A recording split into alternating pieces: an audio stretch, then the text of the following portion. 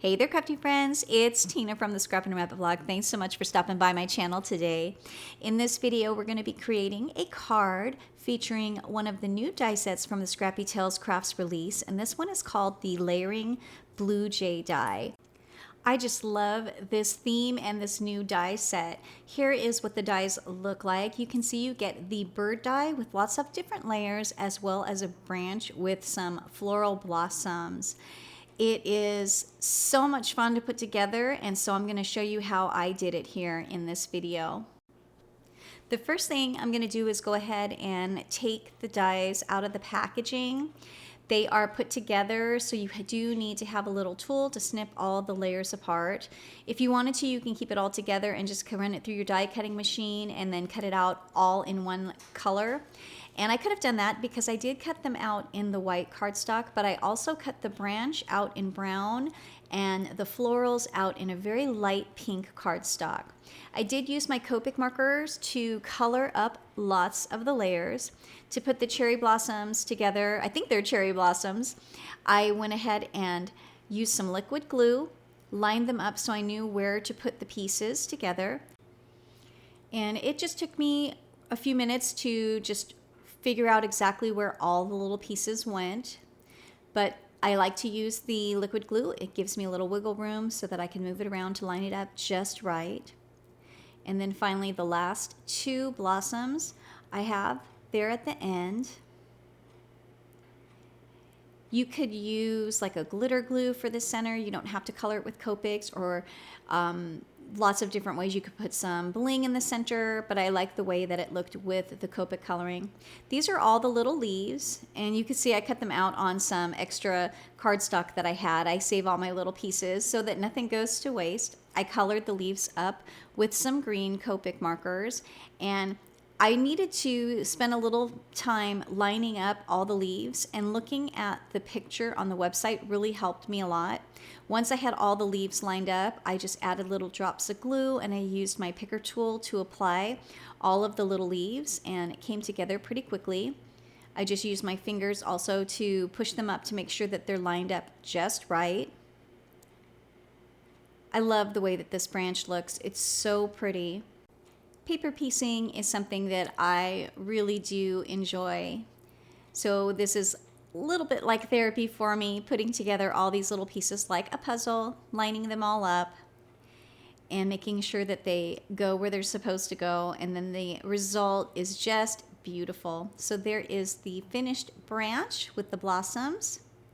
And now I'm just going to grab some brown Copic markers just to give a little bit of shading to the branch and blend it out with a lighter color. It's very easy to do, especially when you're starting out with colored cardstock. And there you go, the lightest color, and my cherry blossom branch is done. You can see here that I kept all of the die cuts in the cardstock and colored them before I pulled them out. So I cut two layers of the bird, one to be a backing layer that it gives it a little bit more sturdiness. And then the second one is the actual bird that I'm going to be gluing all the layering pieces together.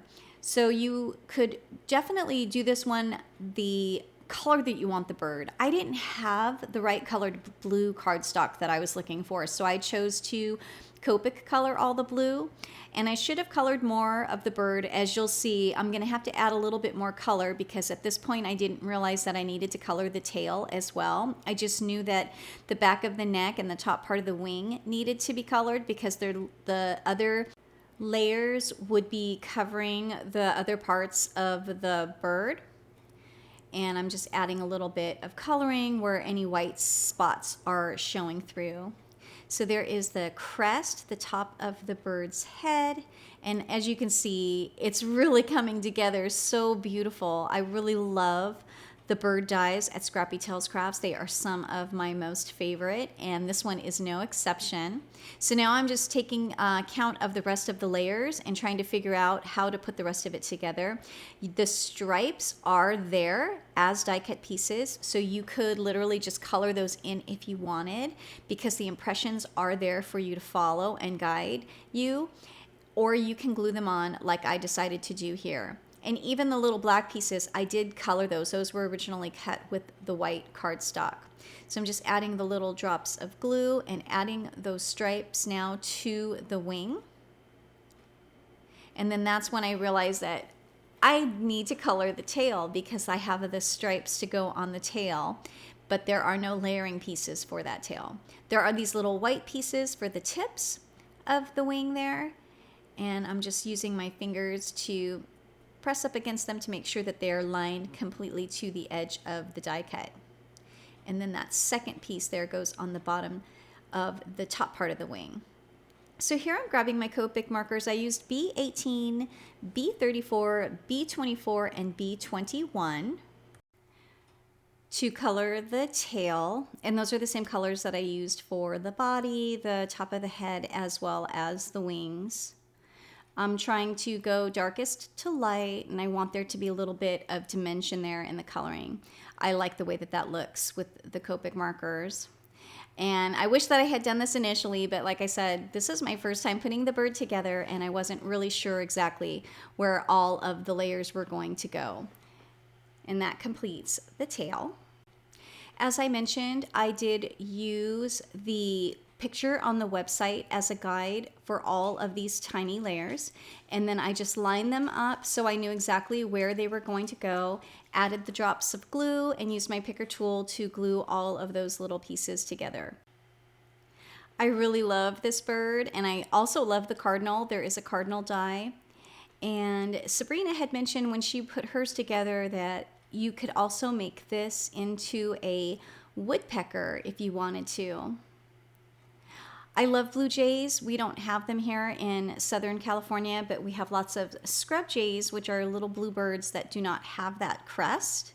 I have a ton of those that I feed in my yard. And here again, I'm just adding some of that blue color to cover up any white spaces that might be peeking through once I get those layers glued down. That piece goes on the top of the wing. There's a back wing, and then there is the front wing as well. Look at how pretty that bird is turning out. I was so happy with this die cut. I just love it. Now here's that extra white piece that I cut out just to add as a reinforcement to make the die cut more sturdy. I'm using 80-pound cardstock here, so doubling that up gives it a nice thickness. And there you go. That is my finished bird. So for the eye, I grabbed some of these half pearl gems that I had in my stash. They're like a flat back black pearl. And I bought these a long time ago specifically for critter eyes. And this makes the perfect eye for the blue jays. So I was so happy to find that in my stash. I believe that you can find these at Michael's or Joann's as well. And that is my completed blue jay and blossom branch. Look at how pretty that is. So now I'm gonna grab a piece of Bristol Smooth cardstock and I'm going to stamp the sentiment. I'm using the Heartfelt Wings stamp set for this sentiment, and I'm going to emboss it to this layer, and I'm just kind of figuring out where everything is gonna go and if it's gonna fit. I'm going to use some Versamark ink to stamp the sentiment, and I'm going to grab some silver embossing powder. I also like to prep my surface with an anti-static powder tool so that the embossing powder doesn't stick to anything but the stamped sentiment. This is a very fine silver embossing powder, and it works perfectly for a thin sentiment like this. I'm going to get my heat tool nice and hot, melt down that powder, and there is my embossed sentiment, and I just love the way that that looks. So I'm going to grab some Distress Oxide inks and picked raspberry, Kish Flamingo, as well as the sponge sugar, and I'm going to add some color on the bottom corner. I have that Bristol Smooth 4 1/4 by 5 1/2 layer, and just inking that from darkest to light, getting kind of an ombre effect.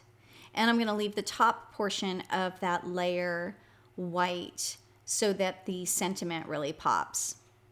I usually do about 2 to 3 different layers with the ink, and I really love the way that that looks.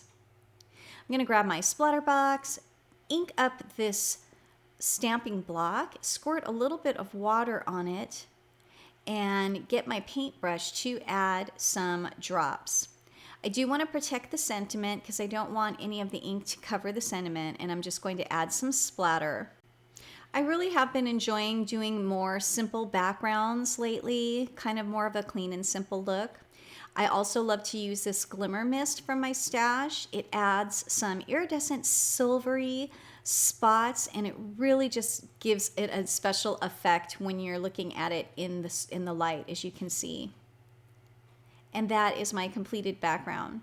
I'm going to grab an A2 size side folding card base, and I did cut down that rectangle just a little bit so that I have a nice thin white frame going all the way around the layer, and I'm just lining it up and gluing it down with some liquid glue. And I'm going to add some dimension to the Blue Jay using some double-sided adhesive foam tape. I have so many different size squares, and I like to give good coverage. I'm going to go ahead and glue the branch down directly onto the front of my card. And I just want to make sure that I have the right angle because I don't want the bird to cover the sentiment that I have already stamped. While that's drying, I'm going to go ahead and pull off the adhesive off of the foam tape. And then I'm going to go ahead and glue the little claws so that they will adhere directly on to the branch. I'm really loving the way that this card turned out. This is an A2 size card, so this Blue Jay is a nice size. It would also fit well on an A7 card. For the final touch, I'm going to add a little bit of sparkle to the center of all of the blossoms using my sparkle marker. And then that is just going to give it that extra little shine. And that is going to finish up my card, and that is how it turned out. I love all the extra sparkle and shine, especially with the embossing on the sentiment. Thank you guys so much for stopping by. I hope you like this video. I hope you like my card. The links to the products that I used are in the description box below. That is the Layering Blue Jay die set from the Scrappy Tales shop. If you want to go ahead and pop in and check out the new release. There's also a hop-in a giveaway, so I'll leave the link to that as well in the description box below. I hope you all have a fantastic day, and until next time, happy crafting. Bye for now.